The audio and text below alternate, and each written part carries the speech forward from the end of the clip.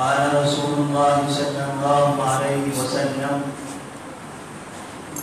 حق المسلم على المسلم ست إذا لقيته فسلم عليه وإذا دعاك فأجبه وإذا استنصحك فانصحه وإذا عطس فحمد الله فشمته وإذا مرض فعده وإذا مات فاتبعه رواه مسلم۔ ابو ہریرہ رضی اللہ تعالیٰ عنہ فرماتے ہیں کہ نبی صلی اللہ علیہ وسلم کا ارشاد ہے حق المسلم علی المسلم ست، ایک مسلمان کے دوسرے مسلمان پر 6 حقوق ہیں۔ نبی کریم صلی اللہ علیہ وسلم نے مسلمانوں کو آپس میں ایک دوسرے کے ساتھ اچھا برتاؤ کرنے، مل جل کر رہنے سے متعلق، ایک دوسرے کے دلوں میں محبت باقی رہے، ایک دوسرے سے انسیت رہے، پہچان رہے، ایک دوسرے سے کسی کو خوف نہ ہو اور مل جل کر رہے، اس کے لیے 6 حقوق کا تذکرہ فرمایا ہے۔ ان 6 حقوق میں سے جتنے حقوق کا ذکر کیا گیا، ہر ایک کا تعلق ایسی باتوں سے ہے کہ جس کی وجہ سے ایک مسلمان کو اس سے دنیاوی و اخروی فائدہ ہوتا ہے۔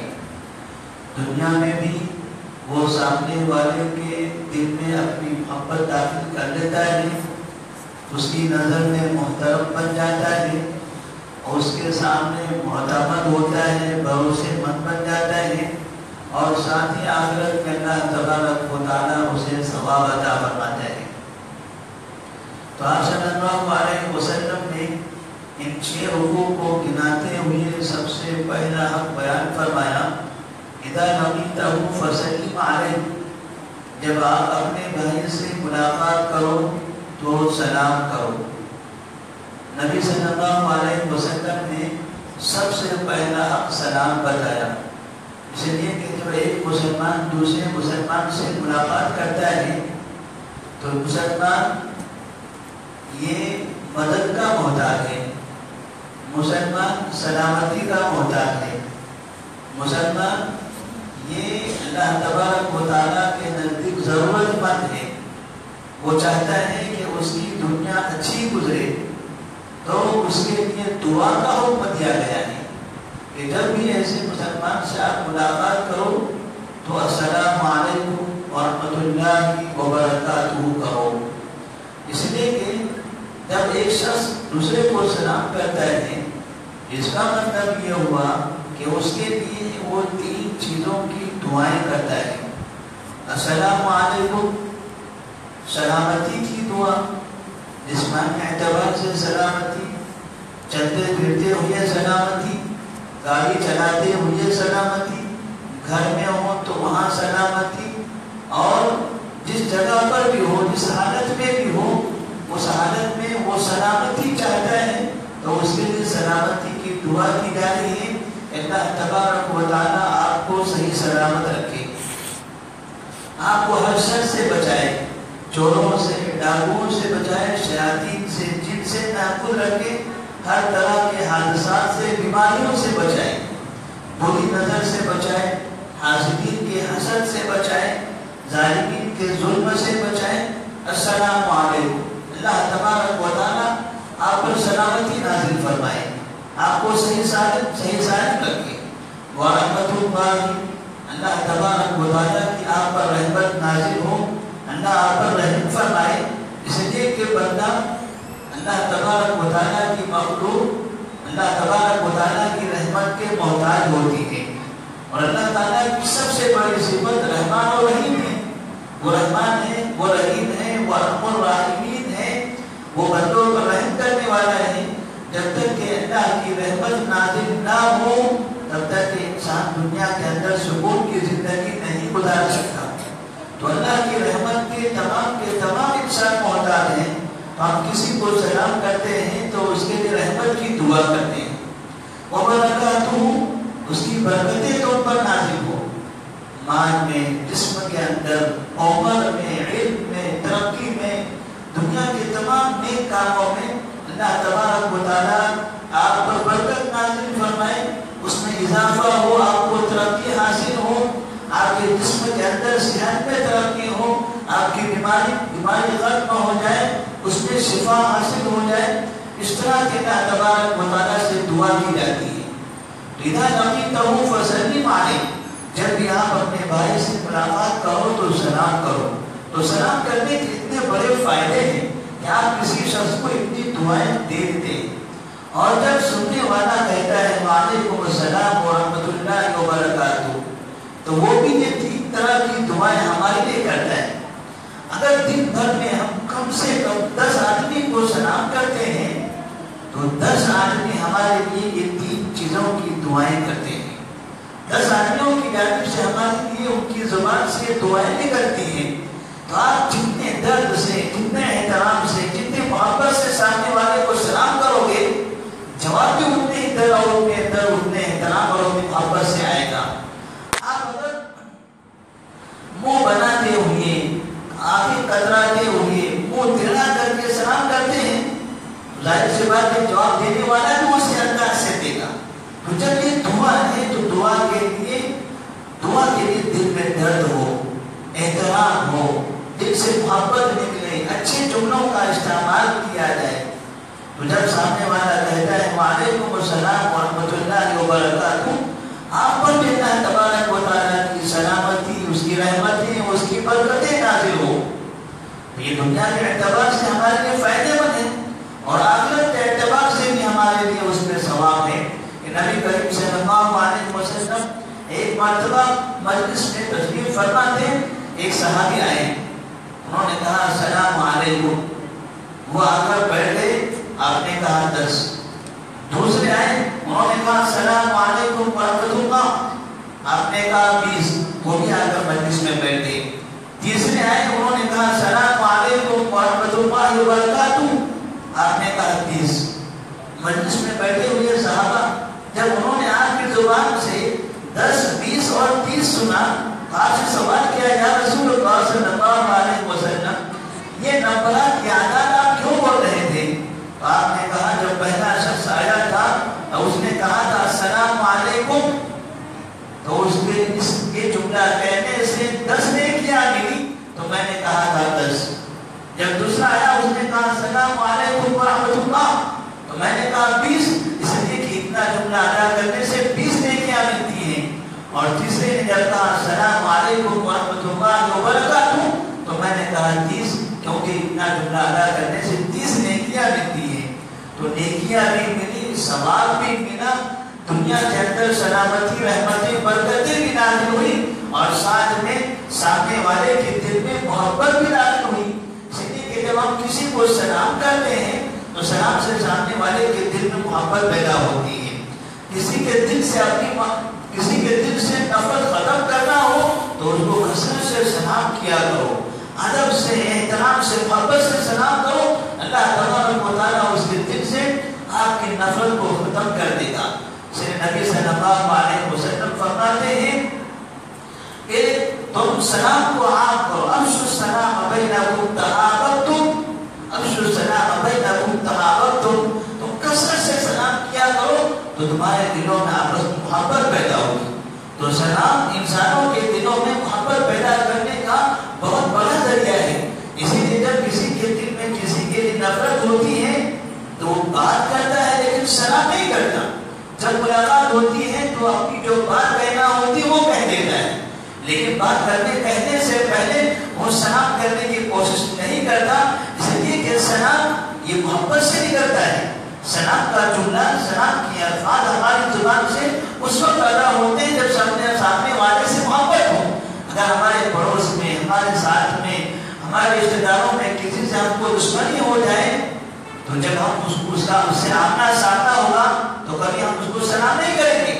جو بات کہتی ہے، جو جھگڑے کا تذکرہ کرنا ہے، جو بھی گفتگو کرتی ہے، بغیر سلام کی کر دی جائے گی۔ اس لیے کہ جب دل میں نفرت داخل ہو جاتی ہے تو منہ سے سلام نہیں نکلتا۔ تو کسی کے دلوں سے نفرت ختم کرنا ہو تو آپ اس کو سلام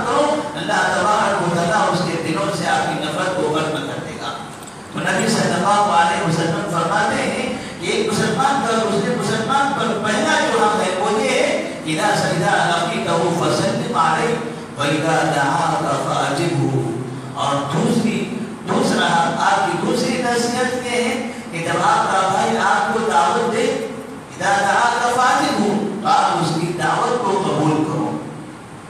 وہ آپ کو اچھائی کی دعوت دے تو آپ اس دعوت کو قبول کرو. آپ کو نیکی کی دعوت دے تو اسے قبول کرو. کسی برائی سے روکنے کی دعوت دے تو اس برائی سے رک جاؤ. کہیں آپ کو اچھے کھانے حلال کھانے کی طرف دعوت دے تو آپ اس کی کھانے کی دعوت کو بھی قبول کرو.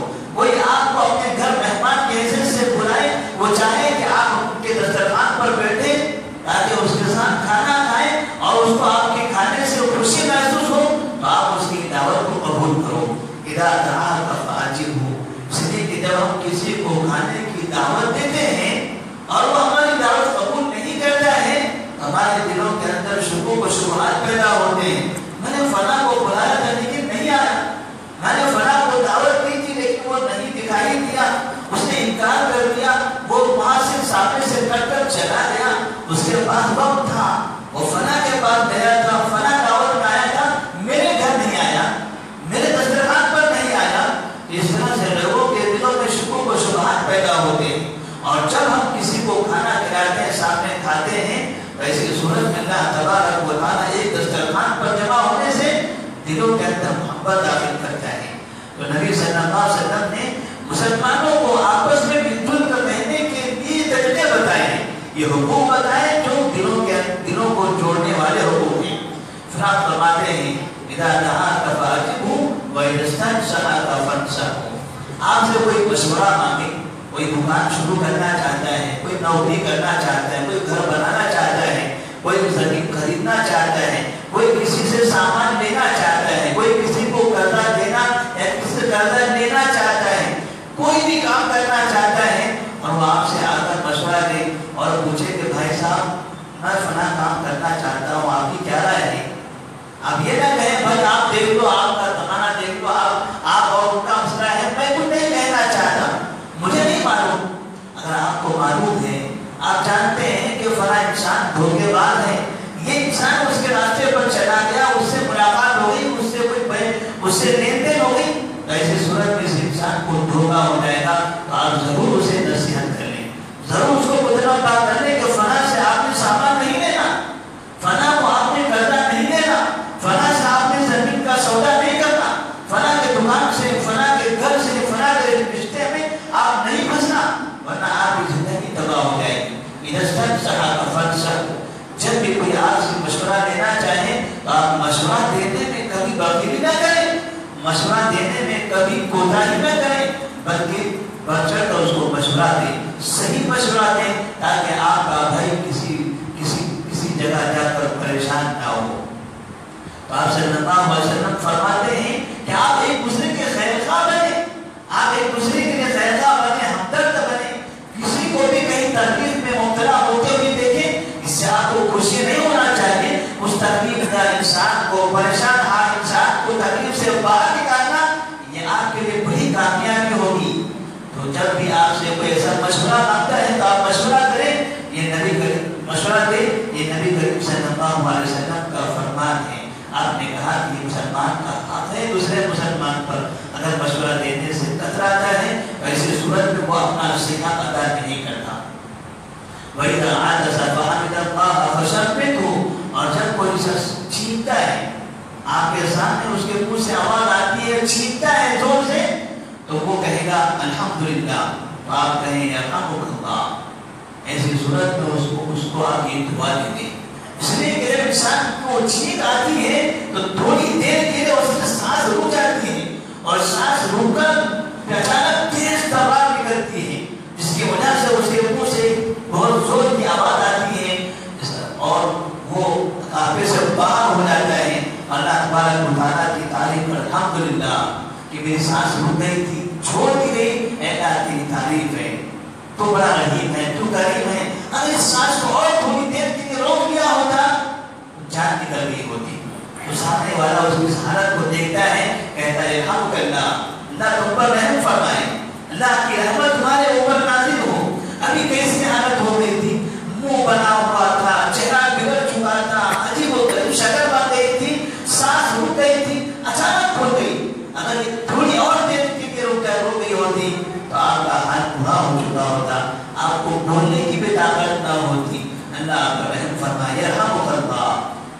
نبی فرماتے ہیں کہ جب کسی انسان کی ایسی حالت ہو، کوئی انسان پریشانی میں مبتلا ہو جائے تو اس کے رحمت کی دعائیں کرو، اس کے رحمت کی دعائیں کرو. یہ تو چھینک سے متعلق ہے، اس کے علاوہ کوئی بھی ایسی پریشانی کسی انسان پر آتی ہے، کسی کا سر درد ہو تو آپ اللہ کی رحمت کے لیے اس کے لیے دعائیں کرو. کوئی بیمار ہے اس کے لیے آپ دعائیں کرو، کوئی کسی پریشانی میں مبتلا ہے اس کے لیے دعائیں کرو، کوئی مقروض ہے اس کے لیے دعائیں کرو. اللہ آپ پر رحم فرمائے، اللہ آپ کی مدد کرے. اس لیے ایک مسلمان کی پریشانی میں اس کے لیے دعائیں دینا، اگر ہم پریشانی میں اس کی مدد نہیں کر سکتے تو کم سے کم اللہ تبارک و تعالیٰ سے اس کے لیے دعائیں تو مانگ سکتے ہیں.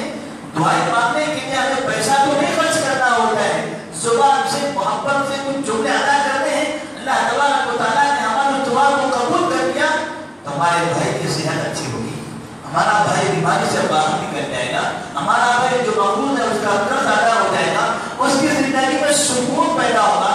کم سے کم ہمارے زبان سے وہ دعا سنے گا تو اسے تسلی ہوگی کہ ہے میرے بہت سے چاہنے والے جو میرے لیے دعائیں کرتے ہیں. وہ پریشانی میں ہے لیکن لوگوں کی زبان سے دعائیں چھوٹا سنتا ہے تو اس کو تسلی ہوتی ہے، سکون ملتا ہے. تو آپ نے فرمایا جب بھی کوئی پریشان ہو تو اس کی رحمت کی دعا کرو. خاص طور پر جب کوئی انسان چھینکتا ہے تو چھینک کے بعد یا رب اللہ کہہ کر اس کو دعائیں دو. وَإِذَا حَدَثَ فَحَمِدَ اللَّهَ فَشَمِّتْهُ وَإِذَا مَرِضَ فَعُودْهُ. اور جب کوئی انسان بیمار ہو، ہمارا بھائی بیمار ہوتا ہے تو اس کی عیادت کریں. ہمارے گھر میں، ہمارے رشتے داروں میں، ہمارے پڑوس میں کتنے ایسی بیماریاں ہوتی آتی ہیں، کتنے لوگ بیمار ہوتے ہیں. کوئی بڑھاپے کی عمر تک پہنچنے کے بعد بیمار ہوتا ہے. جب تک کہ آدمی صحت مند ہے لوگ سب اس کے اطراف میں گھومتے پھرتے ہیں، یہ میرا فلاں ہے، یہ میرا فلاں دوست ہے، اس سے میرے بڑے تعلقات ہیں.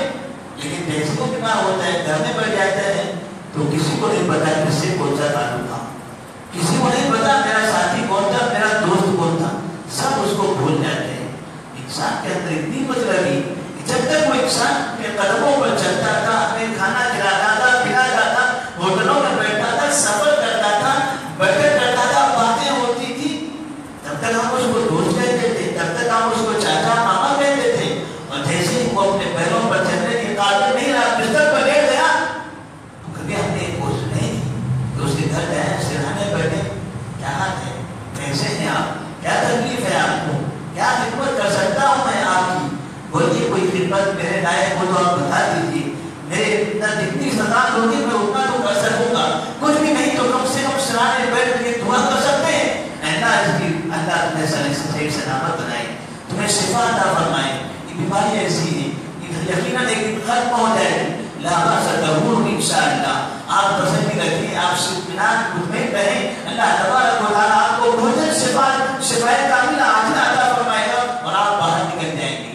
انسان بیمار کو ایسی تسلی دیتا ہے تو بیمار کی بیماری کو ایسے ہی سن کر سکون حاصل ہونے سے ختم ہو جاتی ہے. تو ہم اتنا بھی اگر نہ کر سکتے ہوں تو پھر کس طرح کے ہمارے دلوں میں ہمدردی ہوگی. کیسے ہم اپنے بھائیوں کو بھولتے ہیں، کیسے ہم اپنے رشتے داروں کو بھول جاتے ہیں، کیسے ہم اپنے پڑوسیوں کو بھول جاتے ہیں، اپنے چاہنے والوں کو بھول جاتے ہیں. ایسے تو واٹس ایپ کے ذریعے، موبائلوں کے ذریعے، فیس بک کے ذریعے بڑی چیٹنگ کرتے تھے، بڑی تعلقات کرتے تھے. لیکن بیمار ہو گئے تو کبھی حال نہیں پوچھتے، بیمار ہو گئے تو کبھی ان کی عیادت نہیں کرتے. اگر ہم لوگوں کی عیادت کریں گے اللہ تبارک و تعالیٰ ہم پر رحمت نازل فرمائے. ہم کسی کی پریشانی میں اس کا ساتھ دیتے ہیں، اس کی مدد کرتے ہیں، اس کی پریشانی کے خاتمے کے لیے دعائیں کرتے ہیں تو اللہ تبارک و تعالیٰ ہماری پریشانی کو ختم کرے گا. ہم کسی کی بیماری شفا کے لیے دعا کرتے ہیں، اللہ تعالیٰ بدلے میں ہمیں اپنی بیماری سے شفا عطا فرمائے گا.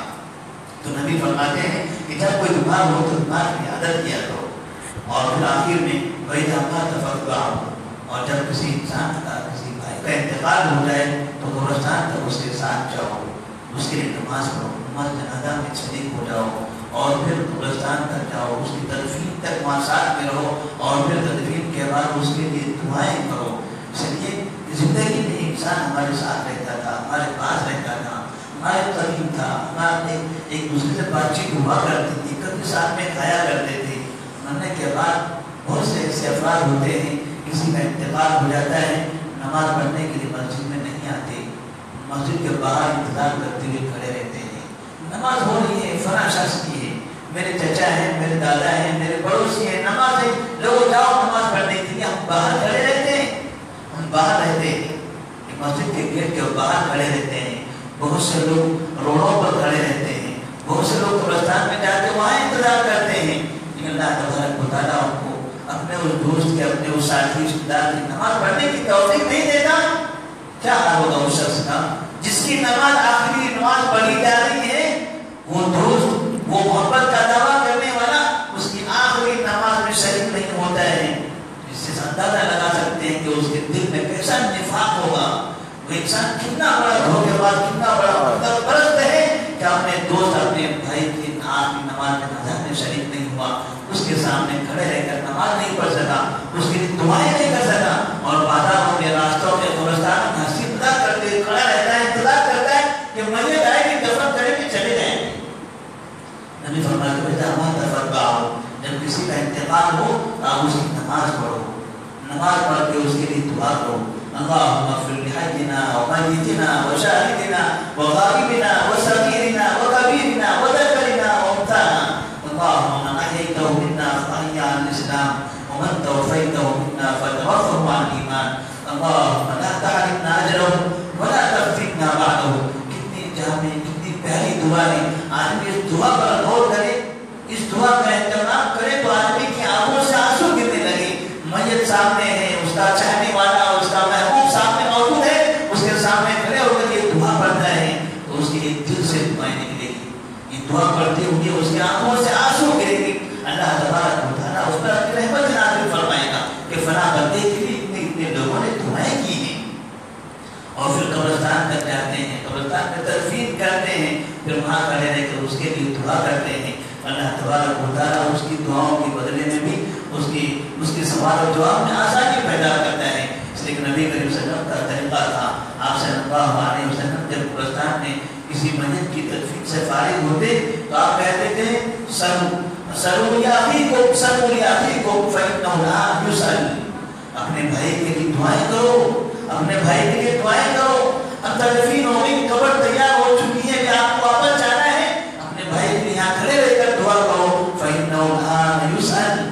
چلیے اب تو بس تھوڑی دیر یہاں سے نکل جاؤ گے، 1 منٹ کا فاصلہ نہیں ہوگا، منکر نکیر وہاں پر جمع ہو جائیں گے. فإنه لا يسأل. اور پھر وہ ان سے سوال جواب کریں گے، من ربک ما دینک من نبیک. اس وقت کیا ہوگا، کیسے ہوگا، اندر کیسی حرکتیں ہوگی. ہم تو بس یہاں سے منہ موڑ کر پیٹ دکھا کر چلے جاتے ہوں گے. کوئی ادھر جا رہا ہے، کوئی ادھر جا رہا ہے، کوئی دکان پہ، کوئی کھیت میں، کوئی نوکری میں، کوئی ہنستے کھیلتے چلا جا رہا ہے، کوئی ایک دوسرے کا تعارف کرتے ہوئے جا رہا ہے. لیکن قبر میں کیا ہو رہا ہے اس کا اندازہ کسی کو بھی نہیں ہے. نبی کہتے ہیں فإنه لا يسأل. سلوا لأخيكم. اپنے بھائی کے لیے دعائیں کرو، اس لیے کہ اس سے سوال کیا جانے والا ہے. تو اس وقت میں بھی ہم قبرستانوں کا جب نظارہ دیکھتے ہیں ایسے معلوم ہوتا ہے دعاؤں کے لحاظ بنانے والوں کی تعداد بہت کم ہوتی ہے. لوگ ایسے کھڑے رہتے ہیں جیسے کہ مہمان کے اکھاڑے میں آئے ہوئے ہیں. کوئی بڑا سیٹ آیا ہوا ہے، کوئی بڑا مالدار آدمی آیا ہوا ہے، کوئی بڑا لیڈر آیا ہوا ہے. کوئی ایسے کھڑا رہتا ہے جیسے کسی فنکشن ہال میں کھڑا ہے، کوئی ایسے کھڑا ہوتا ہے جیسے کوئی فوٹوگرافی کے لیے کھڑا ہے. لیکن وہ نہیں سوچتا یہ قبرستان ہے، یہ قبرستان ہے، یہ وہ جگہ ہے جہاں ہماری شکل و صورت، جہاں ہمارا سب کچھ ختم ہونے والا ہے. آج ہم نے اس کو دفن کیا ہے، کل لوگ ہمیں دفن کرنے والے ہیں. کل بھی ایسا ہی ہوگا. آج کا دن کل کے دن میں زیادہ فرق نہیں ہے، زیادہ دیر نہیں لگنے والی ہے. یہ سورج ابھی طلوع ہوا، اس کو غروب ہونے کا زیادہ ٹائم نہیں لگتا. جب یہ نیا سورج طلوع ہوگا تو ہمیں اپنی آنکھوں سے دکھائی نہیں دے گا، ہمیں اپنی آنکھوں سے وہ نیا سورج دکھائی نہیں دے گا. کل ہم اس خبر میں آئیں گے جیسے آج ہم نے اس میت کو چھوڑ دیا، اس کے لیے دعائیں نہیں کی، کل لوگ بھی ہمارے لیے دعائیں نہیں کریں گے. کل لوگ بھی ہمارے لیے دعائیں نہیں کریں گے. لوگ جانتے ہیں کہ فلاں تو دعائیں نہیں کرتا تھا. اللہ تبارک و تعالیٰ بھی جانتے ہیں فلاں دعائیں نہیں کرتا تھا. جب ہم دوسروں کے لیے دعائیں نہیں کریں گے، دوسرے ہمارے لیے کیوں کر دعا کریں گے؟ اللہ تعالیٰ سے دعا ہے. اللہ تبارک و تعالیٰ نے مسلمانوں کے جو 6 حقوق اس حدیث میں بیان کیے گئے ہیں ان حقوق پر عمل کرنے کی توفیق عطا فرمائے. اپنے بھائیوں کے لیے خیرخواہ بنائے، کثرت سے سلام فراہم کرنے کی توفیق عطا فرمائے، اور مریضوں کی عیادت کرنے، ان کے لیے دعائیں کرنے، مرنے والوں کے لیے رحمت اور مغفرت کی دعائیں کرنے کی توفیق عطا فرمائے. السلام علیکم ورحمۃ اللہ وبرکاتہ. جزاک اللہ خیر.